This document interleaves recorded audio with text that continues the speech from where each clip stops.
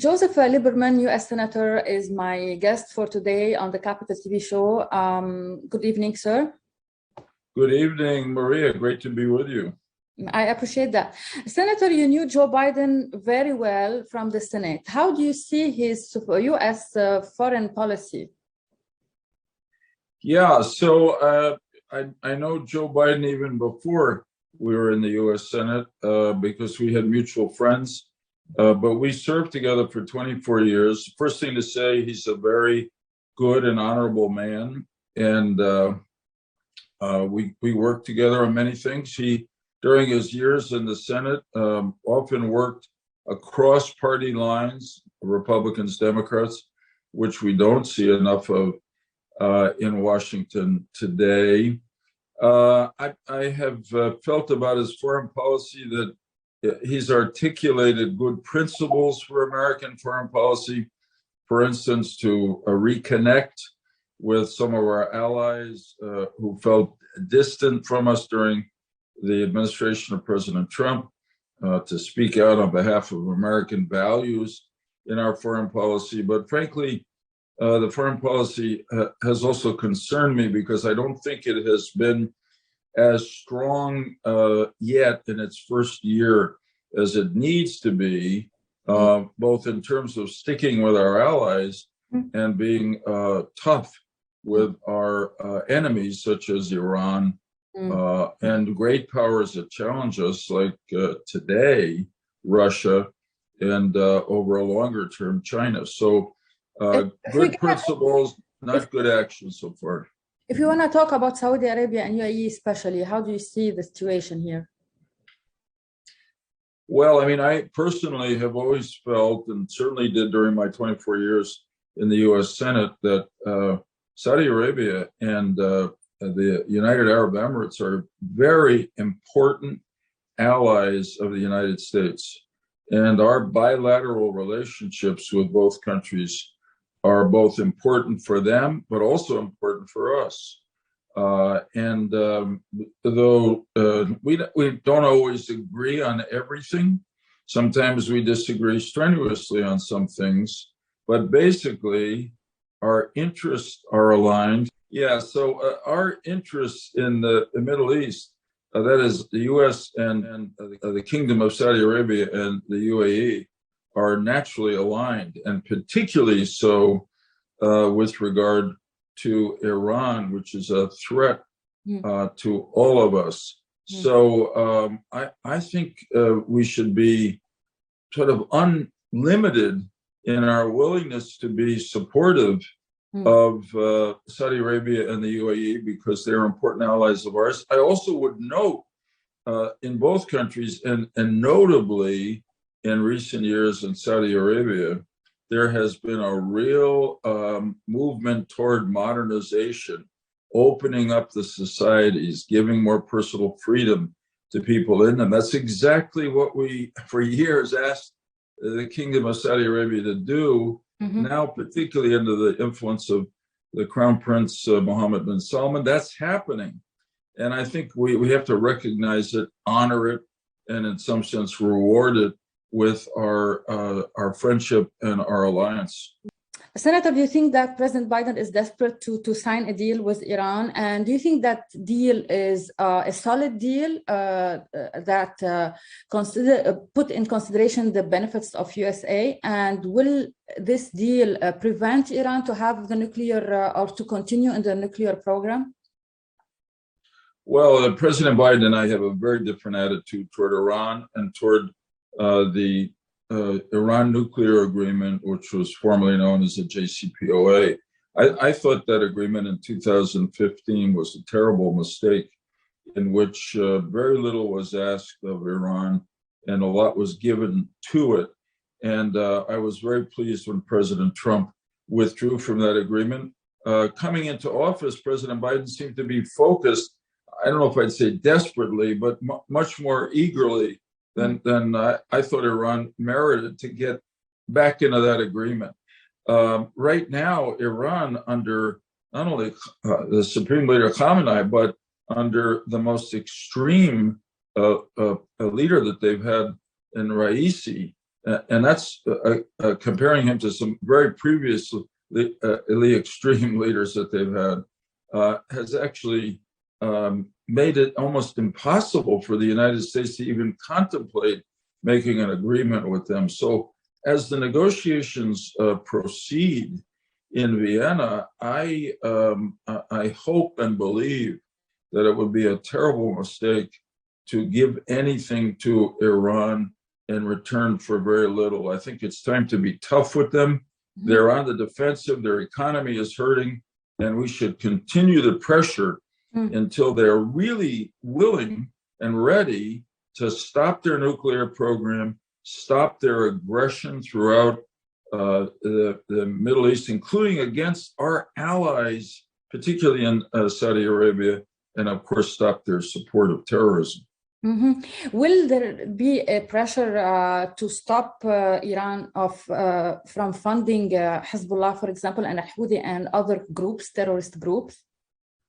Well, they certainly should be, because Hezbollah, the Houthis, Hamas, they're terrorist groups by the designation of the United States Department of State. And they are every day threatening our allies in the Middle East, Saudi Arabia, UAE, and Israel. So I don't know how we can have normal relations with Iran or think about rewarding them by reducing the economic sanctions against them until they stop supporting these terrorist groups, including particularly those operating in Syria, which have caused the death of hundreds of thousands of Syrian citizens and created millions of refugees. Really one of the great humanitarian tragedies of our time, which you can trace right back to the government in Tehran. There was a meeting recently between Gantz and Abbas. Do you think that there is a solution or progress in the Israeli-Palestinian relations in the near future? Well, I certainly hope so. I mean, it's not easy at all. And in my opinion, the Palestinian leadership has not been willing to take the risks for peace that they should on behalf of their own people. But there's no solution to the Israeli-Palestinian conflict except the two-state solution that I could see, no acceptable solution. And that's why I think it was very encouraging that the new Israeli Minister of Defense, Benny Gantz, visited and talked with President Abbas. So, and I don't think Gantz would have done that without the support of the Prime Minister, Naftali Bennett, in Jerusalem. And I hope they can begin to at least de-escalate conflict between Israelis and Palestinians, and hopefully find some ways to move positively forward. I mean, the irony is, particularly through the so-called Abraham Accords, the relationship between Israel and the Arab countries, the Gulf Arab countries particularly, and Egypt, has improved greatly, while the relationship between Israel and the Palestinians has gotten worse. And that's not an acceptable situation, and only gets better if both sides really talk to each other. So Benny Gantz's conversations with Mahmoud Abbas are, to me, very encouraging, and I hope they continue. Talking about the Abraham Accords, how do you see this decision coming from the leadership of UAE, especially from the Crown Prince Mohammed bin Zayed? How do you see this step? Well, I think Sheikh Mohammed bin Zayed has been a very forward-leaning, forward-thinking, global, really, leader. The country is quite a remarkable place. And he, alongside Crown Prince Mohammed bin Salman, has really broken new ground with the Israelis. And I think they feel that it's in the interest of their people. I mean, what Israel can do in partnership with their neighbors in the Arab world is just without limit, economically, etc., but educationally.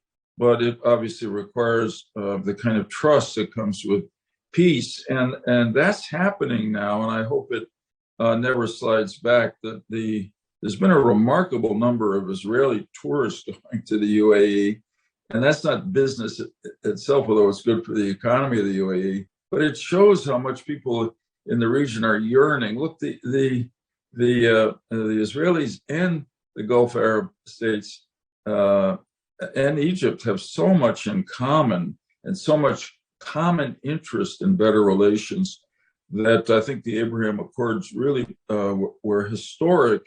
And of course, they would not have happened without the leadership of Mohammed bin Zayed in the UAE. So I'm grateful to him and I honor his leadership. Mm-hmm. How do you assess the situation of the Arab coalition in Yemen? Who is responsible of this war? And what do you see in the future will happen? Will be a North Yemen, South Yemen? Can you say about the military achievement for the Arab coalition led by Saudi Arabia?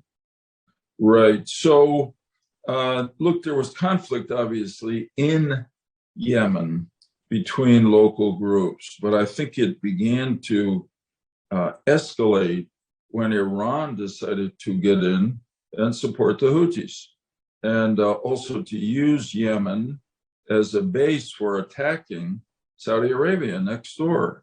And what would we expect the Kingdom of Saudi Arabia to do? Exactly what we would do in that case, which is to try to get in and stop the Houthis and stop Iran. So I think the hope has to be that there's a united Yemen coming out of this, and Iran should get out of Yemen, and Saudi Arabia, my guess is, would be happy to get out as well once they're sure that they're not going to be attacked from Yemen. But really the first step is for the Iranians to get out of Yemen, where they don't belong. They're just causing trouble. Mm-hmm. How do you describe the GCC summit that was held in Riyadh? And this is that Qatar now is united with the rest of the countries belonging to this to the GCC. And what about the relationship between Qatar and Iran? Well, I've worried about Qatar. I have a lot of friends in the government of Qatar. I've visited there several times, but and of course the U.S. has a very large base there and other relations. American educational institutions are there, and yet the Qataris have supported enemies of ours, including Hamas, and Al Jazeera is not an enemy of ours, but at different times in its history, it's been really brutally anti-American. And in some ways, I guess I'd say I've worried over time that Qatar has tried to walk on two sides of the street, which is, I suppose, if you can try to do that and please everybody, but usually people on both sides don't trust you fully, and that's where the U.S. has been and I've been. So in that sense, a certain thaw going on between Qatar and some of its allies in the Gulf, who are our allies, is encouraging. The Qataris work very hard here to improve their relations with the U.S., but with a lot of outreach. But really, the way it'll happen is if they make clear that they're not supporting terrorists and against the United States or our allies, and they are willing to be full allies of ours, not just think because they let us have our base there that they can do anything else they want. So at this point, I guess I'd say about our relations with Qatar, I'm encouraged, and I hope they continue to get better. And the path to better relations between Qatar and the U.S. may well be through Riyadh. Mm-hmm. Senator, my last question. Do you think that Hezbollah now is ruling Lebanon, and is Lebanon now under the Iranian occupation? That this affect the relation between the state as a Lebanese state and the Arab countries, big countries like Saudi Arabia and UAE. What is your point of view on this situation? Yeah, well, there's no, my point of view is that for years now, through Hezbollah, Iran has exercised too much influence over a great sovereign country, Lebanon, which has its own divisions among its people, of course. But by coming in so aggressively on one side, Hezbollah, which was a more radical side, Iran has really caused more trouble than it's helped. My own impression right now is that Hezbollah is losing popularity among the Lebanese people because it's not proved itself capable of providing a good government for them that protects their security, that improves their economic opportunities. So I hope there's a moment here where the people of Lebanon will push out Iran and maybe even Hezbollah, although Hezbollah depends on Iran so deeply for its own existence, for its funding.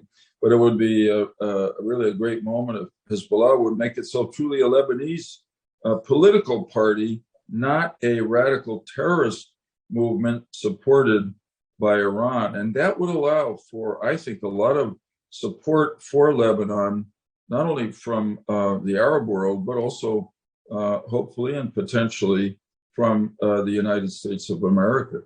Mm-hmm. Senator Lieberman, thank you so much. I appreciate being with me on my show. Thank you for your presence. Thanks, Maria. It was a very good discussion. I look forward to being with you again. All the best. Inshallah. Hey, Maria Malouf here.